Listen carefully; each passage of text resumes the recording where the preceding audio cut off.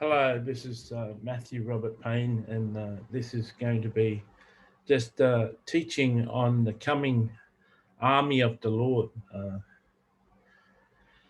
There are many people who uh, think that they understand the book of Revelation. Many people have written exhaustive books on the book of Revelation and assume that they know what the book of Revelation says.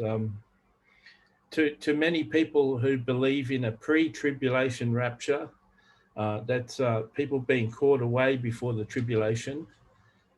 If you're one of those people who believe in that, I encourage you just to turn the video off here. We're not going to be talking about something that suits your paradigm of belief.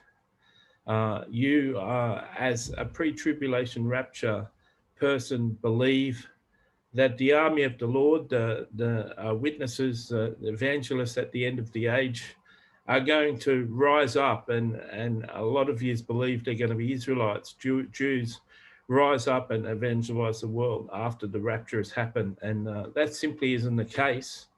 And so I encourage you to turn the video off. That's not something that many people who record a video would actually do, tell people to turn the video off, but you're not going to really enjoy this video. So I encourage you to turn it off. If you want to learn more about the scriptural basis for going through the tribulation, there's a book by Michael L. Brown called Not Afraid of the Antichrist, and you can go and read that book for some scriptural support of people going through the tribulation and facing the Antichrist. For those of you who haven't got a dog in the game, people who haven't got a vested interest in pre-tribulation doctrine, I want to share just a little bit about the army of the Lord. Recently, in the last 8 weeks, in the last year, I've been encountering a lot of witches. And most of them, I've encountered a few in the flesh. And after I encountered in the flesh, they astral traveled to where I was and spoke to me. And we had encounters, and come to realize that they're very passionate about their faith, and they each seem to have instructions by Satan to take down Christians. And I've touched wood. I've managed to convert one of them, and she's going along really well. But I've come to realize that, and um, I've thought of it about for years, that if I was ever going to lead an army of evangelists, an army of people to take the gospel to the world, I wouldn't choose Christians. I'd choose people who are former Buddhists and people who are former witches. I'd choose the witches for the power, and the Buddhists for the love. And I'd put together a Christian faith on top of their Buddhism and their witchcraft. And I may sound really strange, but witches can do amazing things that very few Christians can do. And they've got an understanding of power, and they've got an understanding of the universe and how the universe works, and the laws of God.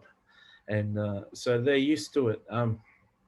But So I envisage that the army of God is going to come with a whole lot of drug addicts, a whole lot of prostitutes, a whole lot of drug pushers, child traffickers, people who've been trafficked, people who've been raped, witches, warlocks, Illuminati, Masons, all the people that the established church don't want anything to do with homosexuals. Everyone at the established church mentally ill. All the people that the established church doesn't want anything to do with. Don't you know? I've seen a couple of videos by prominent Christians. I won't mention their names, but talking about how witches infiltrate churches and get into the head of prayer teams and stuff. And that may be the case, and it's my experience that witches can seduce you and seduce you with stories of being converted, and can mislead you and can be very misleading. But stories like that doesn't help. Don't help. If there was a witch who wanted to join a fellowship and she'd given her life to the Lord, she should be allowed to join a church without suspicion that she's doing something. But she can't go to a normal church and say, I was a witch up until last week. I astral traveled and I was converted and I want to attend this church. The elders of the church wouldn't let her. And if a prostitute came into a church and said, I'm a practicing prostitute, I want to join your worship team, she wouldn't be allowed to join the worship team, and she'd have to prove that she's not practicing prostitution. So many of these people have been into churches before, and they've been relegated to a place of rejection. They've just been rejected. So the coming army of God, the servants that Jesus spoke about in his parable, where the father had a king that was going to be married, and he sent out his servants to invite the friends of the king, and they all made excuses. Remember that parable? And all the friends of the king is the Christian church, the established Christian church. And then he said all the friends had excuses. They didn't want to be part of the last days revival. And so the king sent the servants onto the highways and the byways, and he said, collect the good and the bad. And we're at that stage now where in the coming years, the Lord is going to build up a following of people who don't mix with the current church. And an understanding of this is, I know I'm going on different concepts here, and that parable, I've got a book called The Narrow Way, and in the description tag, I've got a website where you can read my books for free. In that parable, in The Narrow Way, where I described the parables of Jesus, you can read that parable and read what I say there. But Jesus said that he's going to bring a new wine, and in these last days, the people, the broken-hearted, the sinners, the good and the bad that Jesus said on the highways and byways, they're going to become the new wine. The new wine is a people group. And the old wineskins, the religious church that exists today that doesn't accept these sort of people right now, they're not going to be used. The new wine are going to form their own wineskin. They're going to form their own community. They're going to form their own brethren. And the new wine is going to function in the new wineskins. So they're going to form something new. And if we skip over to the parable, to the wedding of Cana, Jesus created the new wine. Jesus turned the water into wine when the old wine had run out, or had fulfilled its effectiveness, like there was no wine left. And we're coming to a stage now in the world that the world needs something new. And the old wineskin, the religious church of today, aren't interested. They're not interested in saving prostitutes or drug addicts or homosexuals or gays or witches or Masons or Illuminati, or they're not interested in mentally ill. They're not interested. And I'm one of the mentally ill, so they're not interested in me. And so Jesus is going to do something new. Now, I was told um, a year or two ago that 20% of the army of the Lord that are going to be used to save the world, 20% of them are saved already and are in the faith. They're just in different churches. They mightn't be going to church at the moment. A lot of them will call themselves revivalists. Some of them call themselves revivalists, but they're saved. But 80% of the army of the Lord, the people that are going to be used to um, save the world, 80% of them aren't saved yet. They're going to be saved and then be discipled, and then they're going to save other people. And so there's going to be like a what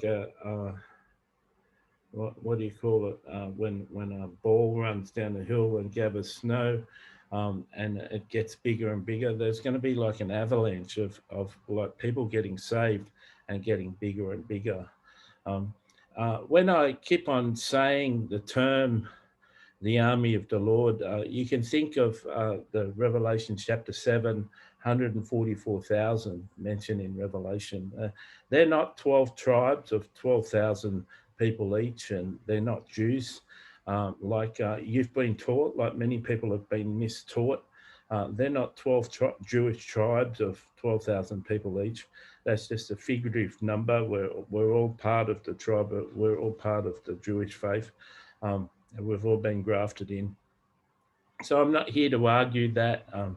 I've got a book called Optimistic Visions of Revelation, and you can read more about that in that book.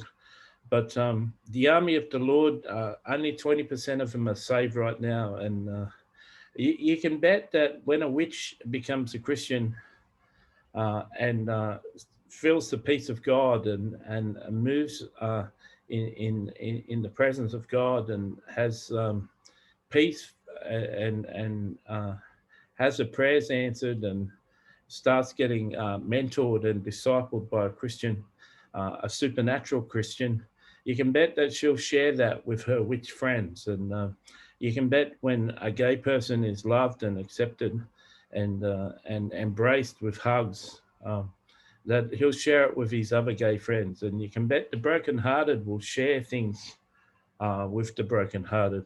I heard a story of a person who was in India and he had a beggar, homeless beggar, come up to him on a railway station and ask him for money. And he told the beggar that he didn't have any money, but he had a sandwich, and he had 2 sandwiches, and he gave the 2 sandwiches to the beggar. He saw the beggar go back to another beggar and give the other beggar one of the sandwiches. He was poor and he was begging for money, and he didn't get money, but he got food. And when he had the food, he went and shared half the food with his beggar friend. And these broken-hearted people are going to share the good news with their friends, but they're not going to be coming to religious churches. They're not going to be coming to established churches. They're not welcome. That's one of the reasons I don't go to church anymore. I can't stand religion, and I can't stand people putting their hands in the air and praising a Jesus they don't obey. I can't stand people praising a Jesus they don't know, and I could talk for 16 hours straight about Jesus and the things he's done for me, but no Christian can endure it because they haven't got a relationship with Jesus like I have, and not many people can endure it. I've had long conversations with a number of people that are my friends, but not many people can endure it because they're not into Jesus. Many Christians just aren't into Jesus. They're into things. They're into the world. They're into the things of the world, but they're not so much into Jesus. So the last army of God, 20% of them are saved. 80% of them are going to come from those ones that are saved, are going to save them. I can mention some people in the New Wine, some of the New Wine Christians. Kanye West is a New Wine Christian. Justin Bieber is a New Wine Christian. Both ex-Illuminati. Some people would still think Justin Bieber is Illuminati and Kanye West was Illuminati. Both Illuminati, and Todd White, ex-gangs, ex-drug dealer. Todd White is part of the New Wine. So there's people in the New Wine, and Todd seems to have started his own church, and he does a really good job. But I want to share with you that the new army is coming, and you can be part of it if you're not religious.